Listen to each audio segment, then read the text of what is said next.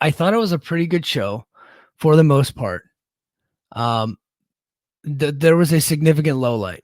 No, unfortunately, it was something was really bad on the show, and I'll get to that. But the show started with a recap of Under Siege, highlighting Alicia Edwards winning the Knockouts tag titles, with Mustafa Ali retaining the X Division title over Ace Austin and the System defeating House Hardy in the main event, leading into the opening video.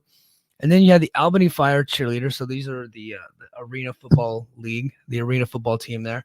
Adorned the stage as ring announcer introduced the System as they headed to the ring for their first championship celebration.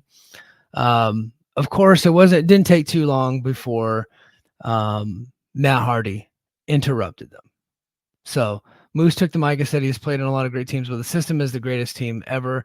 Eddie Edwards said that they walked into Under Siege as champions, but his ride or die Alicia won gold, and Alicia may be the greatest knockout tag champion of all time.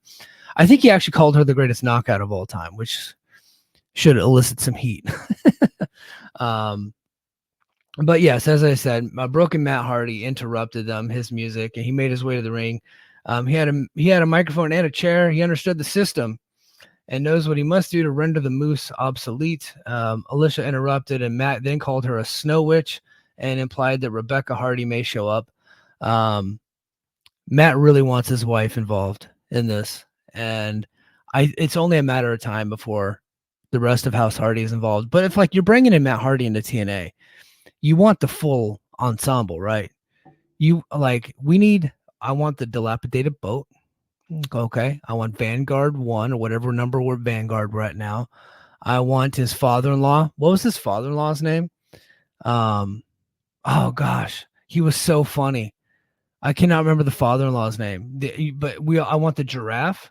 I want the kids. I want the whole thing. And we have not gotten it yet, and I keep waiting for it. It's about time that they get that done.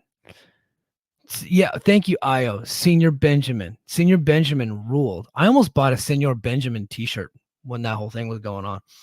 I love that guy. He was so great. Oh, swig of coffee for Senior Benjamin. But yeah, we need the whole thing. Hold on, I lost my spot. Yeah, and then Moose said that there's 4 of them and only 1 of Matt. Matt responded by swinging a steel chair they brought with him. Alicia hit Hardy with the kendo stick, which allowed the System to take control. And as they're beating him up, Ryan Nemeth made the save, and the System bailed. Okay, so I thought this was going okay. I love the Broken Matt character, and I'm obviously a fan of the System. I thought the brawling was a bit weak because they just kept running into Matt's chair. So I just didn't think it looked good. I just didn't think it was executed very good. But then Ryan Nemeth, of all people, maybe it's the fact that I know who this guy is, and I know that he's a bit of a geek, and you just can't do anything with him because he's not good in the ring. Him making the save, I was just like, oh, it's Ryan Nemeth. It's the Hollywood hunk. It's the guy that used to do jobs on AEW Dark. And he was during the pandemic, he was one of the guys always sitting in the crowd. It's cheering people on. He was one of those guys. But he made the save, so and then of course they did the cheerleaders then did the delete gesture to end the segment. I thought that was pretty cool. I thought that was funny.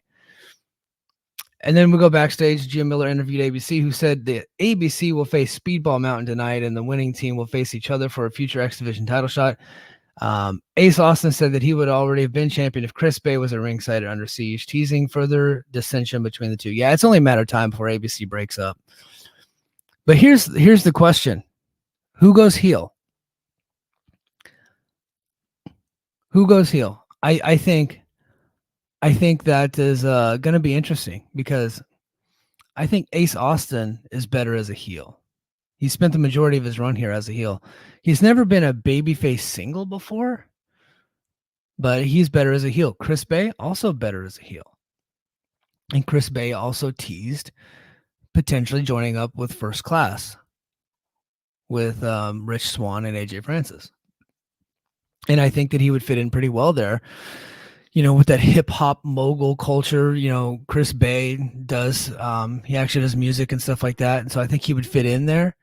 And I think he's a better tag team partner for Rich Swann than AJ Francis is. And I'm pretty sure AJ Francis at this upcoming Kentucky taping is going to be winning the digital media championship. So he's probably going to be moving on from the tag team, and he's going to be the digital media champion. And then I could see Chris Bay and Rich Swann, going for the tag gold eventually when some baby faces win it.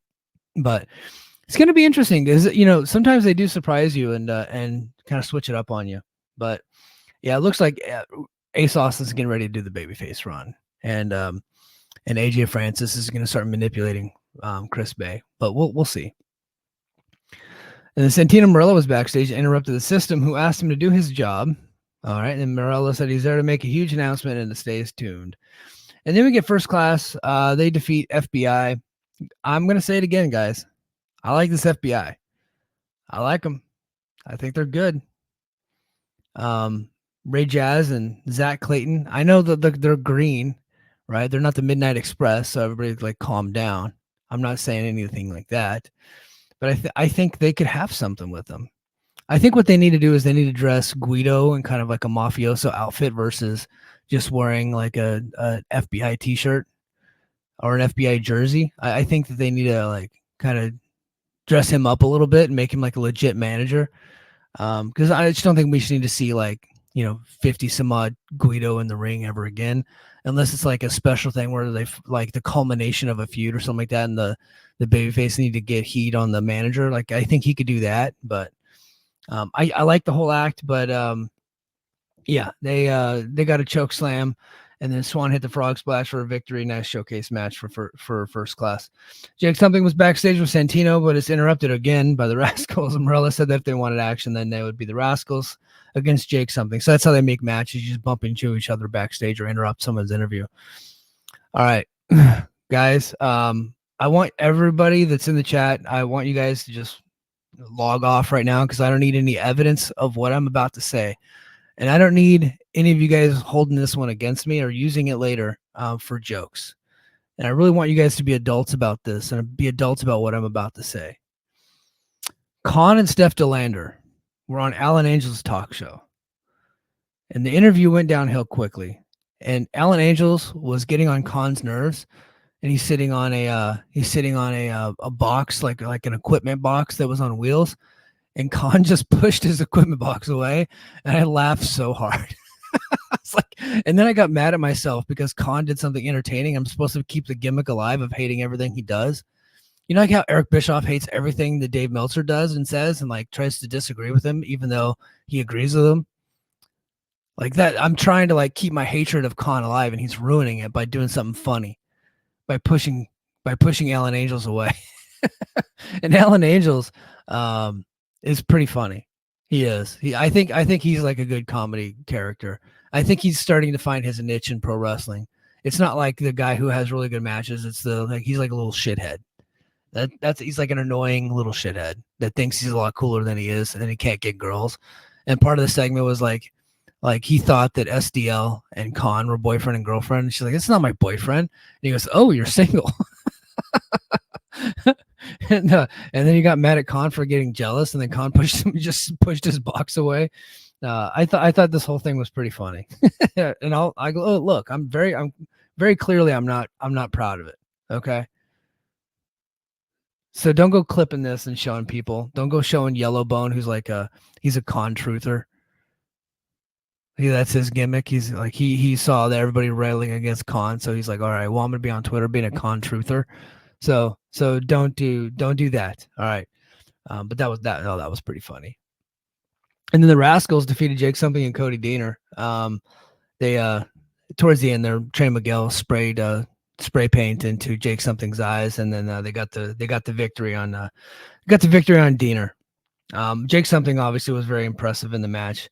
I think next week they're going to start doing another story with Jake Something, and it might get interesting, but every time we think we're going to get behind them, they just don't. They cut his legs off. So we'll see if what they're doing next week works. Post-match, Steve Macklin took out the Rascals. So is Macklin going babyface? I don't know. Or is he doing a tweener thing? I think that's going to be interesting. Hold on. So we got coffee for Steve. Backstage, Macklin and Kazarian bickered as Kazarian said the issues between them and Josh Alexander and Eric Young were not over. Macklin begged to differ. So Macklin's doing his own thing. He's not working with the Kazarian. And then one of the highlights of the show for me happens next.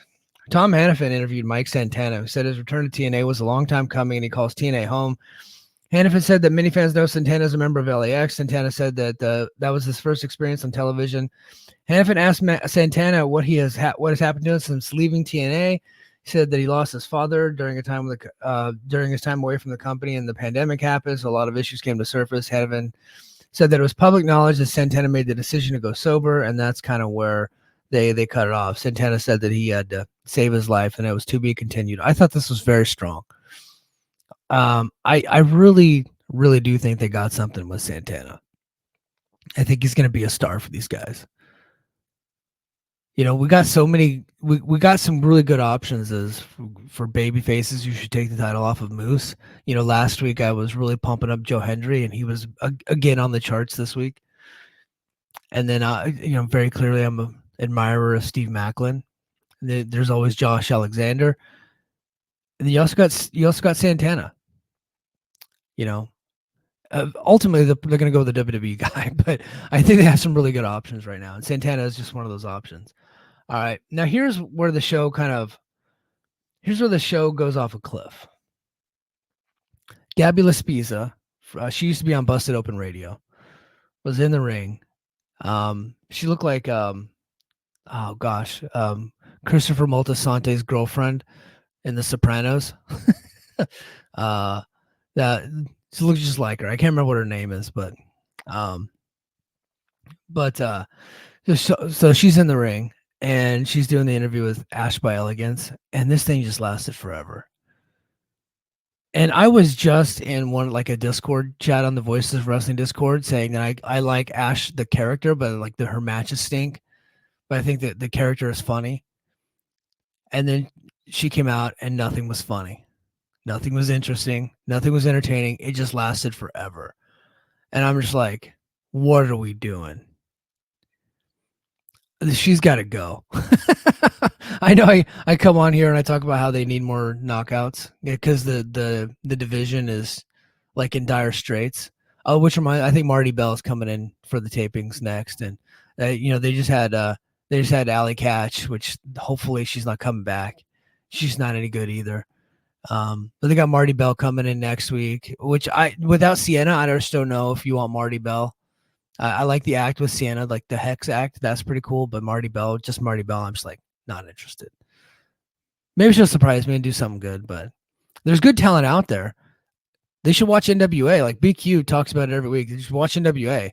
They got a lot of green talent out there that they could bring in and kind of groom them and cultivate them. But no, they went with Dana Brooke, who's like, you know, who's been around for 10, 15 years, never been over, and has not improved in the ring. And she just had one of the all-time worst segments I've ever seen on TNA. And that's covering a lot of ground because they've had some doozies on this show. But this was tough, man. The show just fell off a cliff at this point. The already silent crowd, I think a lot of them just left. But so Ash was helped in the ring and took a microphone. Gabby wanted to clarify the meaning of Ash by Elegance. Look, to their credit, they had no good material to work with either. Ash said that Elegance is a lifestyle brand. Gabby said that she had not heard of that. Ash said that she was the interview was the most classist that she's ever done. Gabby apologized and sent it to the video wall, which showed Ash taking out Havoc at Under Siege. Gabby also showed footage of Zaya Brookside defeating Ash a couple weeks ago. And then Zaya Brookside comes out to no ovation whatsoever. Nobody cared.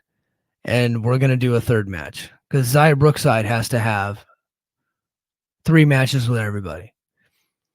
She had her 3 with Tasha Steelz, and now she's going into a 3-match series with Dana Brooke or whatever, Ash by Botox, whatever you guys want to call it. God, this was awful. This was terrible. Let's see. Let's go to the chat real quick. Eric Isaac says, might we see Ash versus Rosemary? So with Ash doing the same damage to Rosemary like she did to Havoc. Before Decay will get their revenge at the Slammiversary in July, since Decay will be in Mexico next month. That's right. Yeah, Decay. So I talked about Rosemary going to Mexico. I think Havoc's going to be with her. Um, so I guess they could do it. Yeah, it makes sense that Ash would wrestle Rosemary, but I maybe liking like the TV tapings or something like that.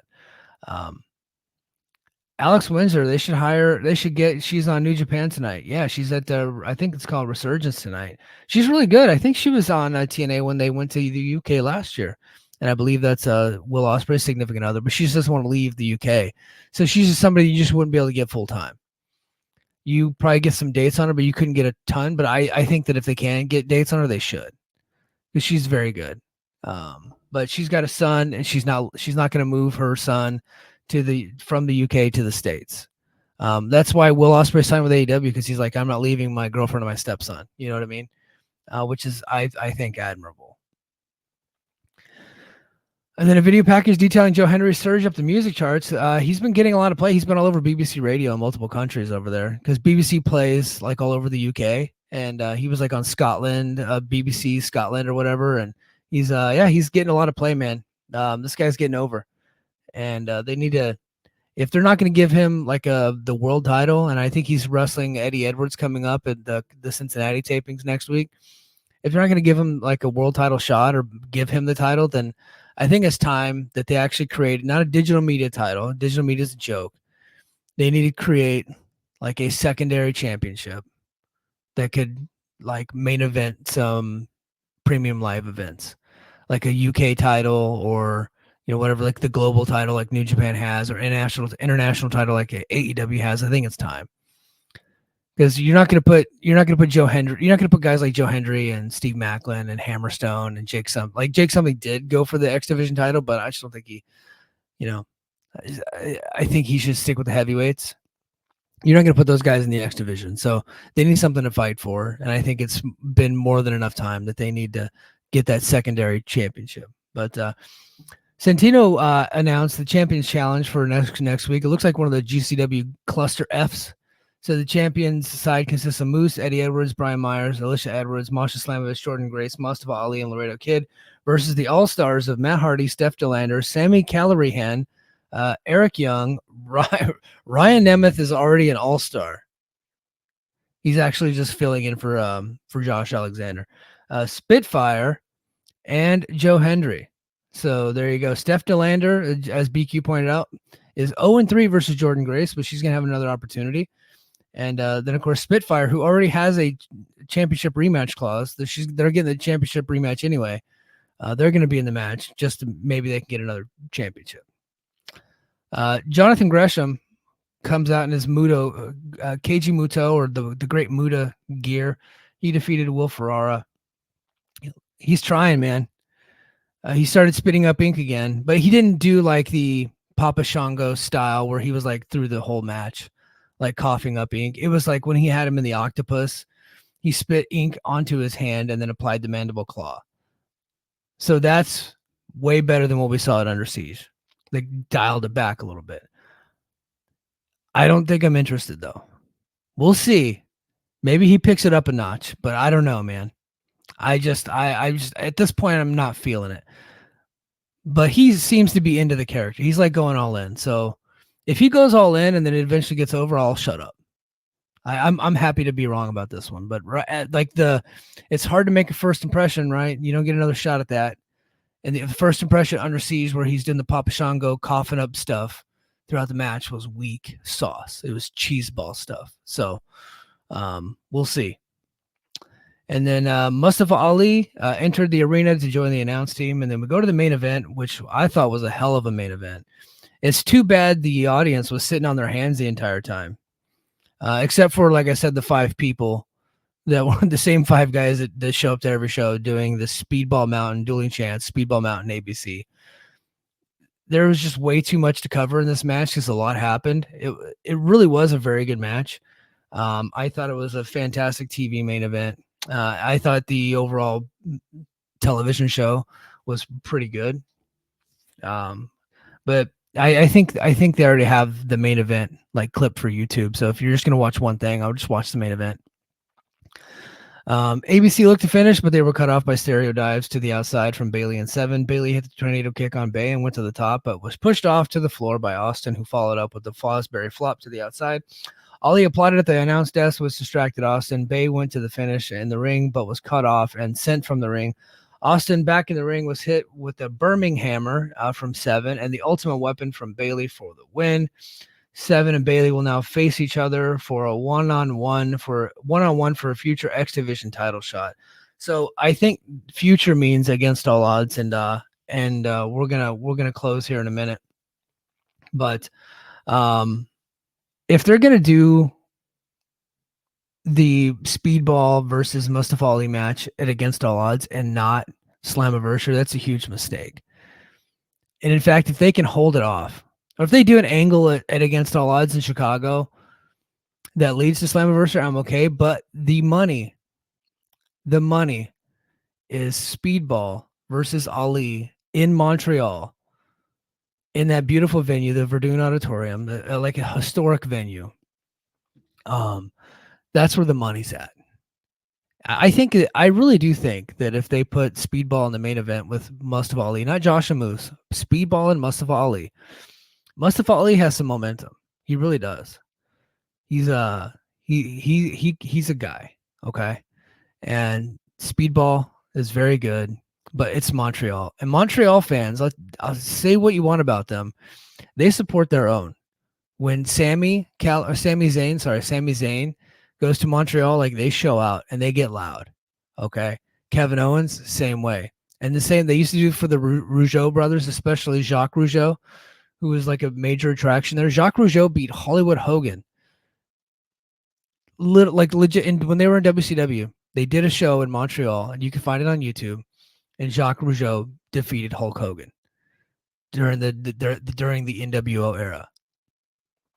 And they put him on top because they knew if you put a Montreal guy on top, it's going to draw.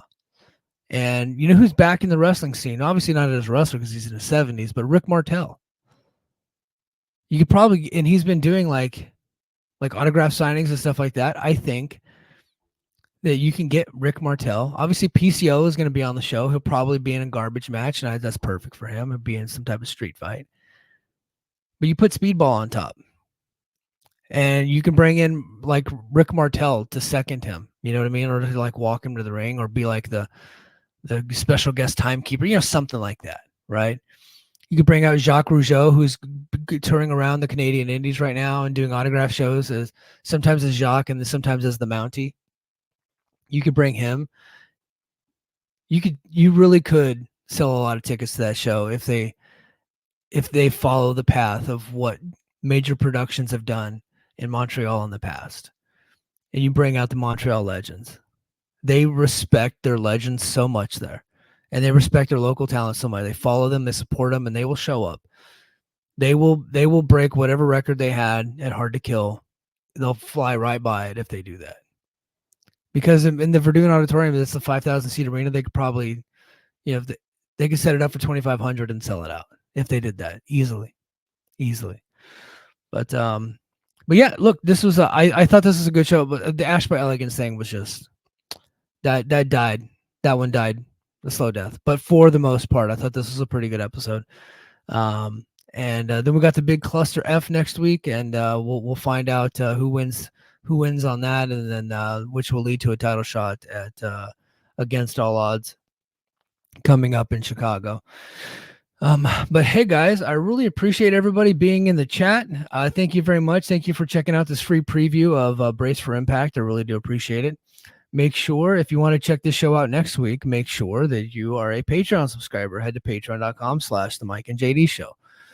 Every Saturday morning around this time, sometimes 6 a.m. Hawaii time, sometimes 6:37. So I've gone as late as 8 a.m. Hawaii time. But I'll pop the link in Patreon, and then I'll start getting set up, and I'll give everybody a head start, and then they can come in and join the show. And then then I clip the show typically, and I start releasing clips, Sunday, Monday, Tuesday, Wednesday, and then eventually I just unlock the whole episode for everybody. But if you want it right away and you want to be interactive and be a part of it, become a Patreon subscriber. It's $5 a month. Patreon.com/the Mike and JD Show. You get the audio right away. Video right away, and the audio, of course, is always ad-free. So I really do appreciate it, guys. Thanks to everybody in the chat. Thanks to everybody joining it. Of course, thanks to all the Patreon subscribers. And until next time, mahalo.